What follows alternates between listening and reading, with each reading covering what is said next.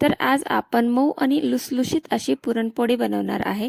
त्याच्यासाठी हरभरा डाळला शिजवून घेतलेला आहे आणि त्याला चाळणीने चाळून घ्यायचं आहे। पाणी टाकून द्यायचं नाहीये, ते आपण आमटी बनवायला वापरायचं आहे।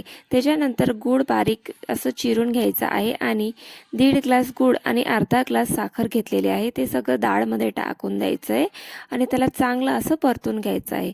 बघा आपली डाळ चांगली अशी परतून झालेली आहे। डाळ झाली का नाही कसं चेक करायचं, तर उलटणं असतं ना त्याला आपल्याला डाळमध्ये असं टाकायचं आहे। जर आपलं उलटणं सीधं उभं राहिलं आणि बिलकुल हललं नाही म्हणजे आपली डाळ ही शिजलेली आहे।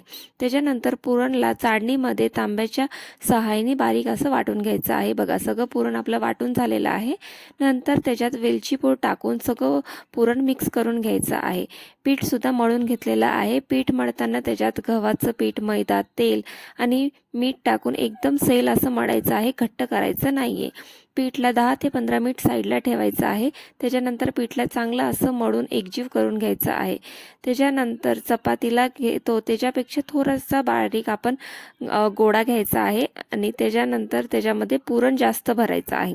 व्हिडिओमध्ये दाखवलं तशा प्रकारे आपण पुरण भरून घ्यायचं आहे सगळं आणि त्याच्यानंतर त्याला हलक्या हाताने लाटून घ्यायचं आहे आणि तव्यावर भाजायचं आहे। बघा आपली पोळी कशी टम्म अशी फुगलेली आहे। अशा प्रकारे सगळ्या पोळ्या लाटून घ्यायचं आहे।